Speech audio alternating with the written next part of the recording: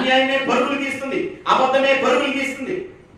నిజమంట చెప్పులు వేసుకుంటూ ఉంటుందంట, అబద్ధం ఆకాశాన్ని అంటుందంట. కొంతమంది చెప్తూ ఉంటారు, తెలుసా మాట.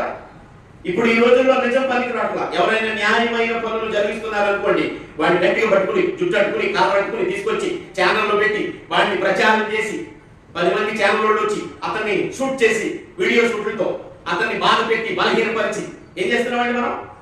ఎందుకు కనపరచబడాలి వీడు, ఎందుకు ఇది అవ్వకపోవాలని అతన్ని గలిబిలి సృష్టించి బాధ పెట్టి అతను ఏం చేస్తున్నామండి? తప్పులు చేయకుండానే అతని మీద అన్యాయముగా తిరగబడి గలిబిలిని సృష్టించి అతన్ని కృంగదీసే లోకం ఈ లోకం. ఇప్పుడు రోజులు గడిచే రోజులు ఏంటంటే భయంకరమైన చెడ్డ దినంలో మంచి చేస్తే ఇష్టపడరు ఎవరు, చెడు చేయడానికి ఇష్టపడతారు. చెడు చేసేవాడిని అసలు పట్టించుకోరు, మంచి చేసేవాడి మీద పగబట్టి అతనిని బాధ పెట్టడానికి ఇష్టపడి